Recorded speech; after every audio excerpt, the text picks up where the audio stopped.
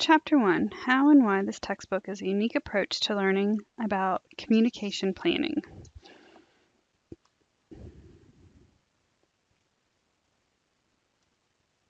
We're going to look at what the difference is between media and communication planning, what drove the shift between the two, and what are paid, owned, and earned media. Advertising used to be about reaching consumers as they passively sat back and consumed media that was put in front of them. But the internet put the consumer in control.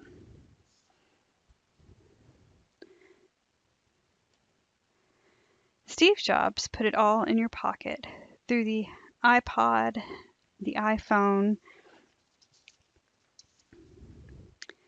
and Netflix and Hulu are amongst others have turned us into our own programmers, giving us the ability to watch whatever, whenever we want. Social media has made us curators of content as we share those things that we think are most interesting and relevant. And finally, sites like Instagram and Tumblr have made us instant creators, able to create and publish our own content to the world. This has taken us from a world of push media where consumers passively absorb messages to pull media where we are begging them to pay attention to us. This has led to advertisers and consumers alike into a quandary over how to break through. Consumers are becoming more adept at avoiding ads, and with so many choices, advertisers are struggling with where to place their ads. The trick today is figuring out how to earn the consumer's attention.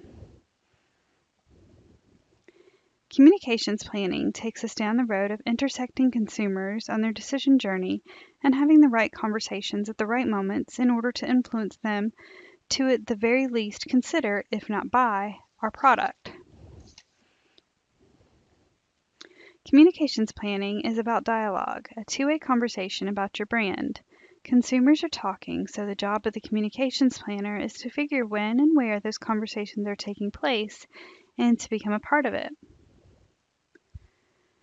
Media planning was always focused on paid media. In fact, in the past, the definition of advertising was paid media versus public relations, which was considered any media covering a brand for coverage a brand received for free. That's no longer the case. While media planning was about placing paid messages in front of the right consumers, communications planning encompasses what is known as paid, owned, and earned media. Paid media hasn't changed. It represents any placement within content that the advertiser has paid the publisher for. Owned media always existed, but was left to the brand team to manage. Owned media was any content that the brand produced and distributed itself. Traditionally, packaging was a common form of owned media. Your package on a store shelf is a piece of communication itself.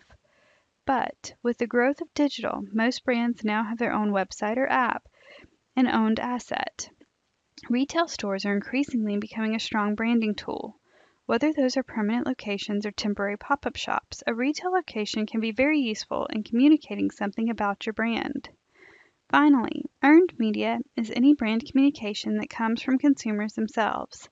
Anytime anyone talks about your brand without your paid support is earned media. This includes the traditional public relations, but also now includes customer reviews, social media posts, or sharing of brand videos or social media. Understanding all of the interactions is not simple, and much like the media industry has changed, how we measure and understand audiences has also changed.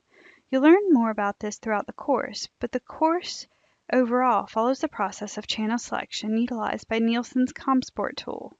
ComSport is built off of research that speaks to consumers and experts alike to identify the best places or touch points to find consumers throughout their decision journey.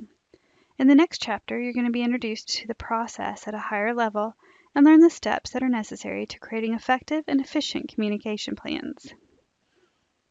Let me know if you have any questions.